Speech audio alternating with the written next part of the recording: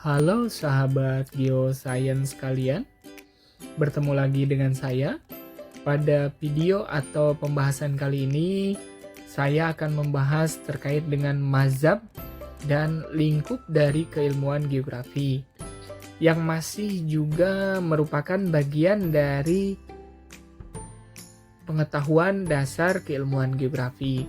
Jadi, supaya pemahaman kita menyeluruh, saya sarankan sahabat geoscience kalian untuk menonton atau menyaksikan video yang lain di dalam playlist pengetahuan dasar dari keilmuan geografi.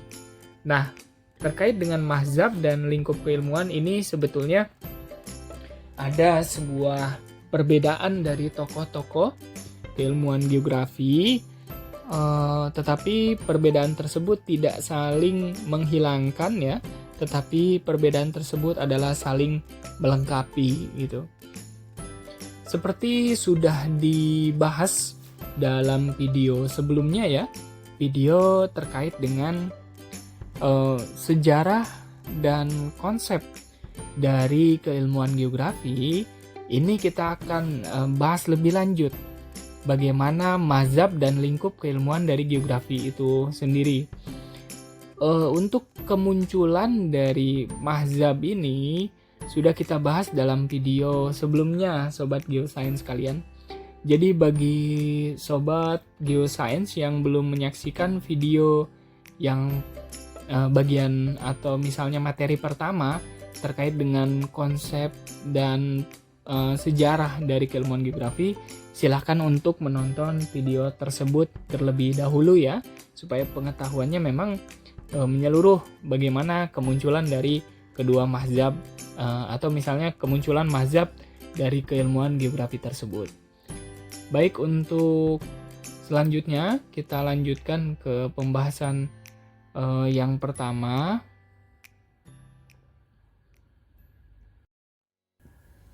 Pembahasan yang pertama ini adalah mazhab keilmuan geografi ya. Nah, mazhab keilmuan geografi ini terbagi menjadi dua. Yang pertama itu adalah physis determinis dan yang kedua itu adalah physis possibilisme. Physis determinisme dan physis possibilisme ini keduanya tidak saling membantah ya, tetapi keduanya ini saling melengkapi satu sama lain gitu.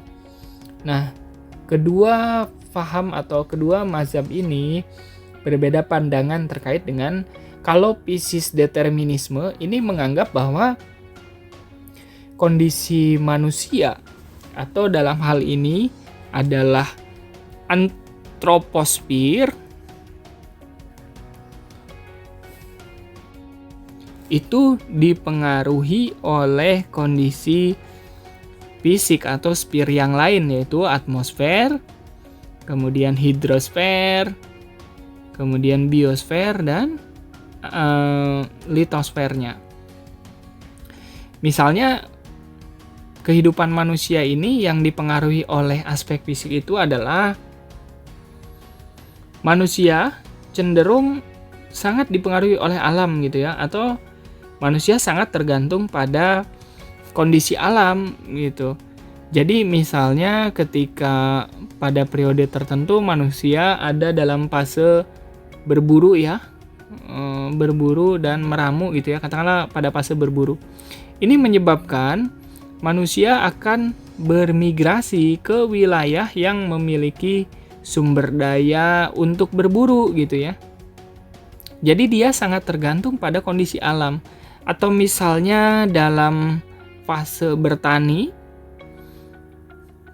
Nah, dalam fase bertani ini manusia akan sangat tergantung pada kondisi iklim gitu. Jadi kalau misalnya iklimnya mendukung untuk pertanian, pasti hasil panennya bagus, maka masyarakat akan lebih sejahtera. Tapi kalau pada musim atau pada kondisi iklim yang kurang mendukung untuk melakukan aktivitas pertanian, maka ini akan merugikan kondisi manusia.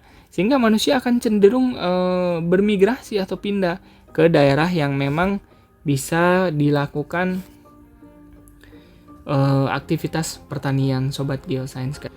Jadi ini menunjukkan bahwa alam itu sangat mempengaruhi kehidupan manusia. Atau misalnya salah satu tokohnya, misalnya saya ambil misalnya ini ada Julius Caesar ya, bahwa kemenangan pasukan dalam misalnya menaklukkan suatu wilayah gitu, itu juga sangat ditentukan atau dipengaruhi oleh kondisi geografis gitu ya.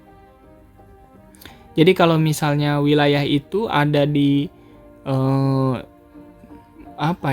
yang sulit untuk dijangkau gitu, tentu saja pasukan yang akan menaklukkan wilayah tersebut juga akan kesulitan dalam menaklukkan wilayah tersebut gitu.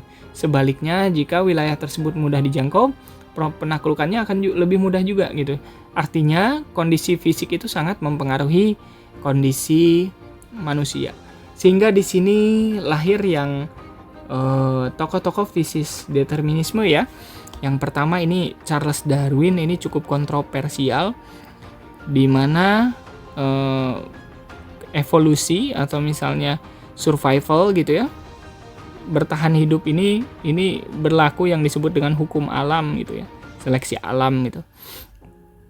Kemudian ini Julius Caesar, ini juga sempat membahas terkait dengan bagaimana pengaruh peperangan gitu ya, kondisi fisik terhadap peperangan gitu ya.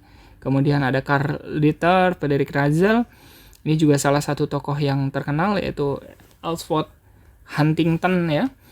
Alfred Huntington ini bagaimana keterkaitan antara kondisi atmosfer ya, khususnya iklim terhadap kehidupan manusia, karena manusia ini dipengaruhi oleh kondisi iklim.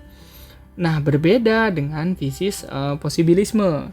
Ini tokohnya adalah geografi dari yang sangat terkenal, itu tokohnya dari Prancis ya, Paul Vidal de la Bleche dan Jean Brazes sebagai muridnya atau yang meneruskan paham fisis posibilis ini.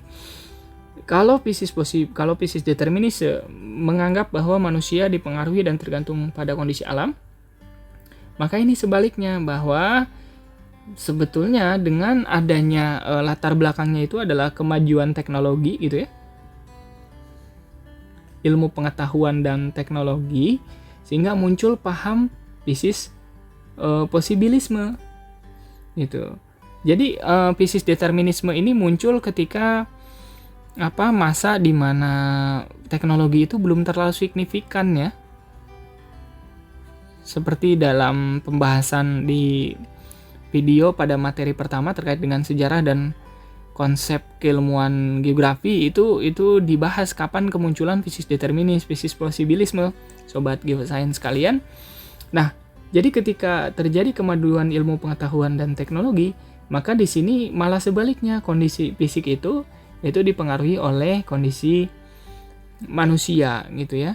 Misalnya ketika kondisi iklim tidak menunjang untuk pertanian, maka manusia ini sudah berstrategi dengan misalnya menggunakan teknologi modifikasi cuaca gitu ya, sehingga turun hujan dipaksa turun gitu.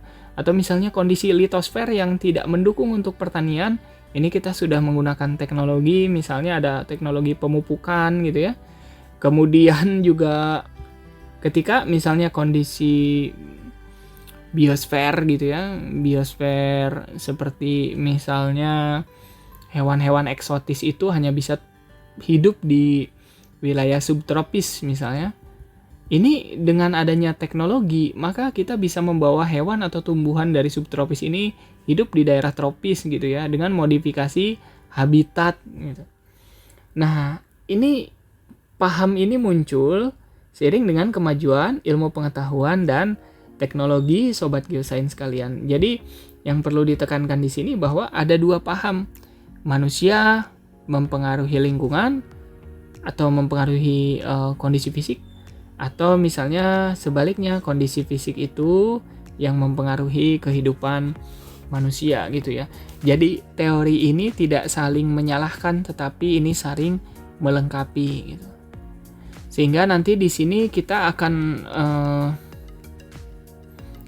bisa melihat, tergantung konteksnya, ada kondisi di mana alam itu memang diintervensi dan dipengaruhi oleh kondisi manusia. Tetapi ada juga case di mana manusia itu sangat dipengaruhi oleh kondisi fisiknya gitu ya.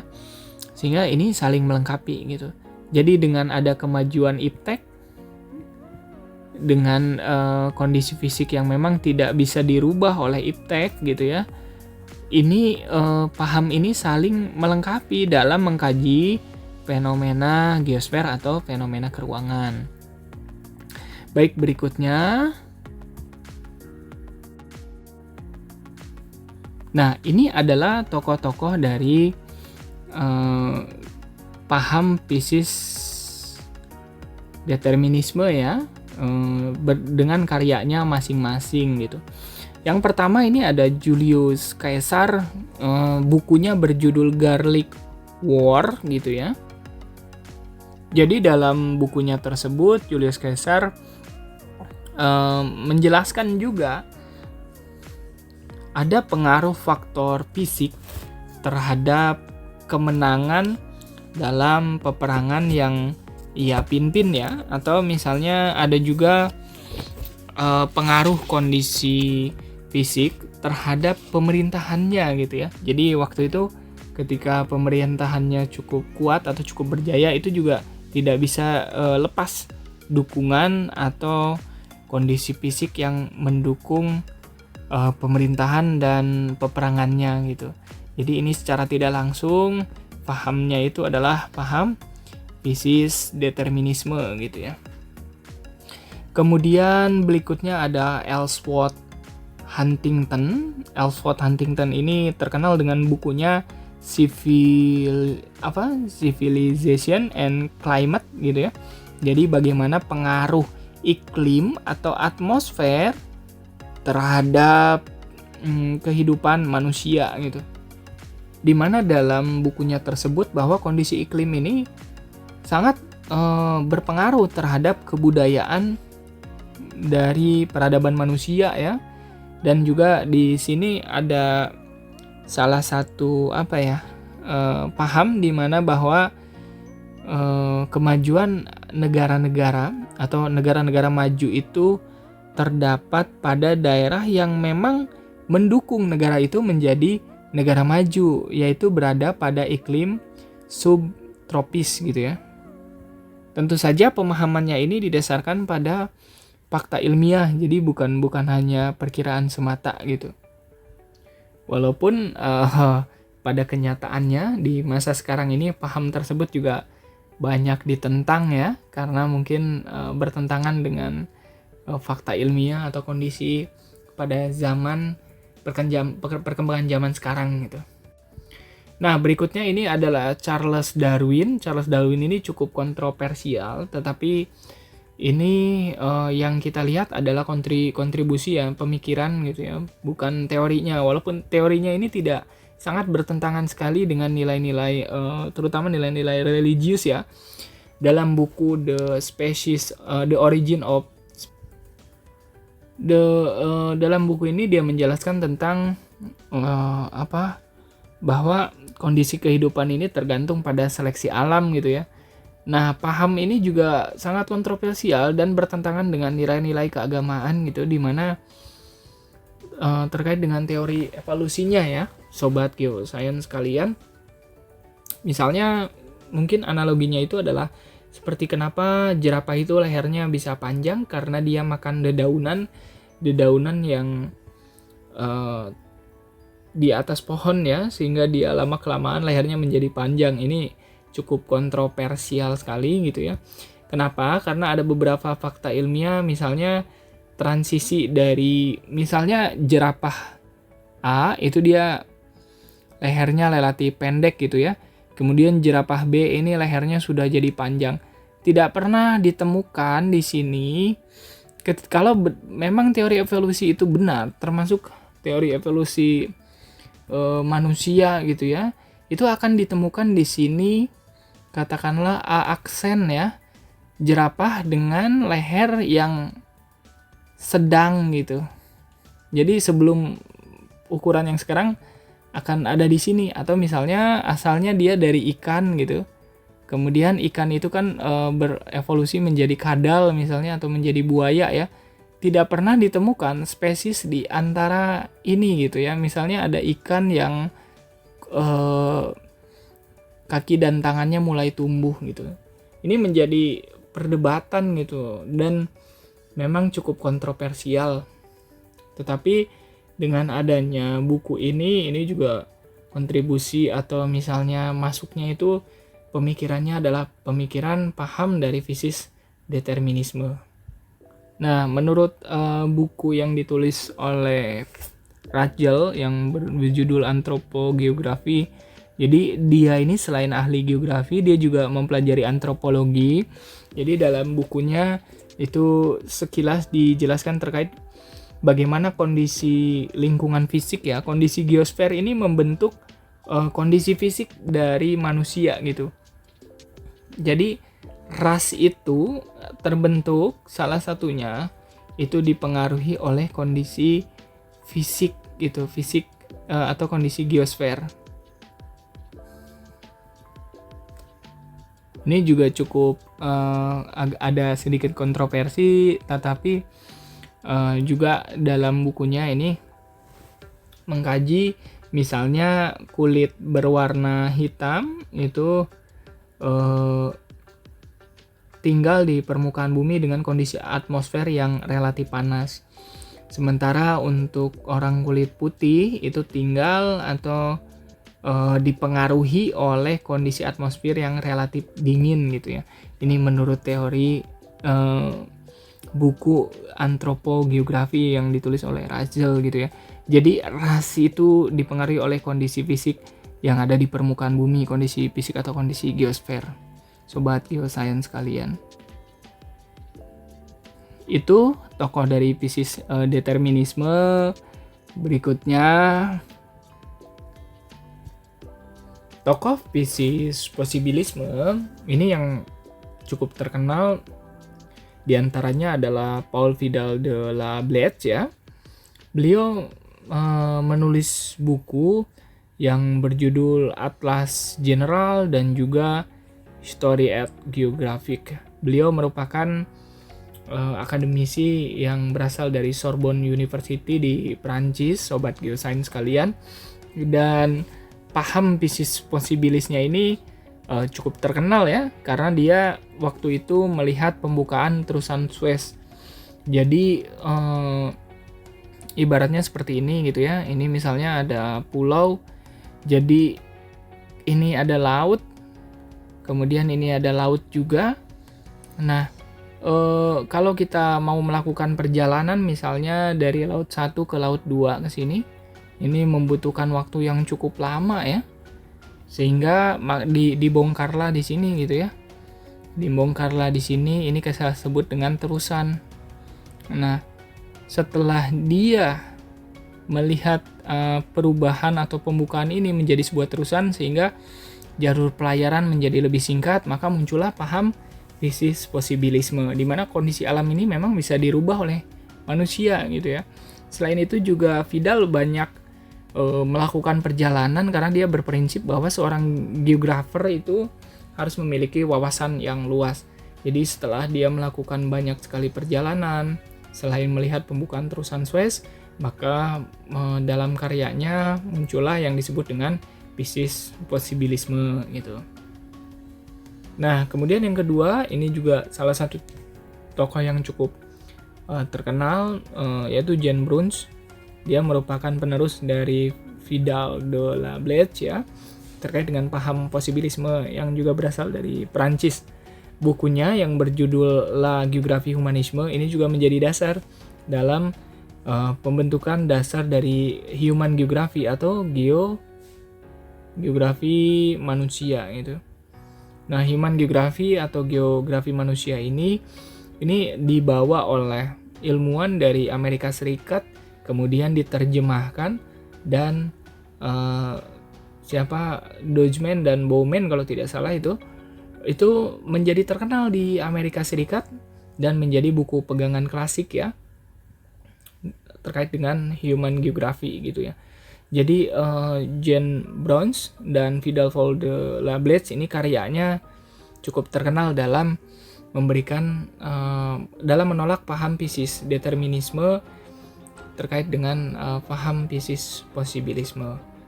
Seperti itu sobat geosains sekalian.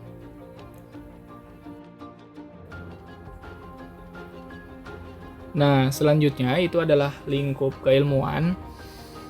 Ini ada beberapa lingkup keilmuan geografi. Jadi geografi itu meliputi ini saya ambil dari beberapa tokoh yang memberikan kontribusi cukup kontribusi cukup besar dalam lingkup keilmuan geografi. Yang pertama itu adalah Rod Murphy ya. Rod Murphy beranggapan bahwa geografi itu lingkup itu artinya berbicara ya. Geografi itu berbicara masalah persebaran gitu.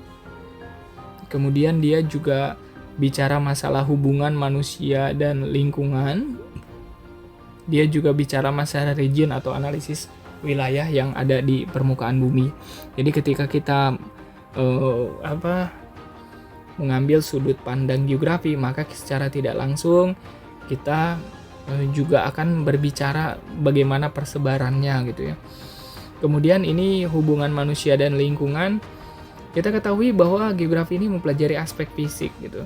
Tetapi di Indonesia geografi ini masuk dalam lumpun IPS, ilmu pengetahuan sosial. Kenapa? Gitu ya. Karena lingkungan yang dipelajari itu yang berpengaruh atau dipengaruhi oleh kondisi antroposfer atau kehidupan manusia gitu ya, sehingga lingkupnya itu adalah lingkup ilmu pengetahuan sosial gitu. Jadi di beberapa universitas terkait dengan keilmuan geografi itu masuknya dalam fakultas ilmu sosial, kecuali mungkin ada juga di fakultas matematika dan ilmu pengetahuan alam ya. Nah kemudian ketika kita bicara geografi, maka kita juga harus bicara masalah analisis wilayah, bagaimana kondisi geosfer dari wilayah tersebut gitu ya. Ini sudah seringkali dibahas dalam video-video sebelumnya terkait dengan region atau wilayah sobat geosains kalian, sehingga tidak akan saya bahas lebih lanjut ya. Silahkan saksikan pada video yang lain. Berikutnya itu adalah lingkup keilmuan menurut Berhanus Perenius ya. Sehingga sobat geosains kalian, kalau sahabat menemukan soal-soal yang terkait dengan geografi generalis, istilah spesialis dan generalis ini dikemukakan oleh Berhanus Perenius ya dalam bukunya Geographica Generalis. Jadi yang disebut dengan geografi generalis atau general atau umum ini adalah fenomena geosfer atau uraian di permukaan bumi terkait dengan fenomena yang sangat umum sekali terjadi. Itu misalnya hujan meteor di langit. Kita bisa menemui fenomena hujan meteor itu di beberapa wilayah di permukaan bumi. Atau misalnya fenomena aurora gitu ya. Fenomena aurora ini relatif umum ya, dapat disaksikan di negara-negara yang dekat dengan wilayah kutub gitu. Atau misalnya fenomena hujan itu cukup umum ya. Kekeringan itu fenomena-fenomena general atau umum. Ini kita sebut dengan geografi generalis. Jadi menguraikan fenomena tapi bersifat general atau umum. Nah, yang kedua itu adalah bersifat spesialis. Ini fenomenanya sudah spesifik gitu ya, pada wilayah tertentu. Jadi sudah menyebutkan objek formal gitu. Yang jelas, misalnya adalah fenomena banjir yang terjadi di kota X. Fenomena banjir ini sudah spesifik menjelaskan fenomena di kota X. Objek formalnya sudah jelas ya. Jadi terkait objek ini juga sudah saya bahas di video yang lain ya, terkait dengan objek keilmuan dari geografi. Seperti itu sobat geosains kalian untuk lingkup keilmuan menurut Berhanus Perenius ya. Selanjutnya itu adalah lingkup keilmuan menurut Immanuel Kant gitu. Menurut Kant gitu. Jadi geografi itu bicara tentang kondisi fisik dan kondisi sosial. Saya kira ini tidak perlu dijelaskan lebih rinci ya, karena ini sudah banyak dijelaskan dalam video yang membahas terkait dengan aspek keilmuan geografi ya. Jadi ketika kita bicara masalah geografi atau ketika kita mempelajari keilmuan geografi atau mempelajari fenomena dengan sudut pandang keilmuan geografi, maka kita bicara masalah kondisi fisik dan kondisi sosial di permukaan bumi gitu ya. Kondisi fisik itu apa? Kondisi fisik itu selain lapisan antroposfer ya. Jadi non antroposfer itu kita sebut dengan kondisi fisik. Dan kalau kondisi sosial ini lapisan antroposfer. Jadi lebih rinci sahabat geosains kalian bisa menyaksikan video terkait dengan aspek keilmuan geografi ya. Ini saya jelaskan lebih rinci karena ini penjelasannya relatif sama supaya tidak berulang sobat geosains kalian. Jadi itu menurut Immanuel Kant. Nah, selanjutnya itu adalah lingkup keilmuan geografi berdasarkan atau menurut Frank Debenham. Yang pertama, bahwa keilmuan geografi itu adalah menginterpretasikan, to interpret the fact of distribution, fakta persebaran. Nah, jadi sebetulnya keilmuan geografi itu berbicara masalah persebaran gitu ya. Jadi bagaimana persebaran itu terjadi, bagaimana persebaran itu dapat diinterpretasikan, fakta ilmiah apa saja yang menunjang atau mendukung terjadinya persebaran. Jadi ketika bicara persebaran di sini banyak hal ya, terutama pengaruh atau misalnya interaksi antar lapisan di dalam geosfer sehingga terjadilah distribusi atau persebaran gitu. Kemudian yang kedua adalah mengkorelasikan, to correlate kehidupan manusia dengan lingkungan fisiknya. Jadi bagaimana kaitan antara lingkungan fisik dan kehidupan manusia. Nah, ini yang menyebabkan juga geografi itu masuk ke dalam rumpun ilmu pengetahuan sosial karena dia lebih berbicara bagaimana pengaruh lingkungan fisik terhadap kehidupan manusia ya, sehingga ini rumpunnya IPS ya kalau di Indonesia ya, ilmu pengetahuan sosial gitu. Kalau mungkin di beberapa negara ada yang memasukkan geografi ini ke dalam rumpun MIPA ya, atau Fakultas Matematika dan Ilmu Pengetahuan Alam. Dan yang terakhir itu adalah geografi menurut Frank ini menjelaskan, to explain interaksi antara manusia dan lingkungan. Saya kira ketiga lingkup ini sudah cukup jelas ya, dan sudah banyak diberikan contoh pada video-video sebelumnya bagaimana persebaran itu terjadi, bagaimana hubungan antara manusia dengan lingkungan fisik, atau hubungan antara aspek sosial dengan aspek fisik, atau bagaimana interaksi dan interrelasi atau bahkan interdependensi manusia dan lingkungan fisiknya. Nah, saya sarankan Sobat Geoscience menonton video lain yang ada di dalam playlist pengetahuan dasar geografi supaya pemahamannya menyeluruh ya. Berikutnya, baik itu saja Sobat Geoscience kalian terkait dengan mazhab dan lingkup dari keilmuan geografi yang bisa saya sampaikan pada pembahasan video kali ini. Berikut merupakan beberapa referensi yang saya gunakan untuk membuat video pembahasan kali ini. Silakan jangan lupa tinggalkan komentar jika memang ada kritik, saran, dan masukan untuk saya perbaiki dalam video pembahasan berikutnya. Silakan like dan share jika memang video ini bermanfaat. Untuk saya juga lebih semangat lagi nanti membuat video pembahasan lain terkait dengan keilmuan geografi Sobat Geoscience kalian. Jangan lupa di subscribe dan nyalakan lonceng supaya tidak ketinggalan terkait dengan video pembahasan yang lainnya.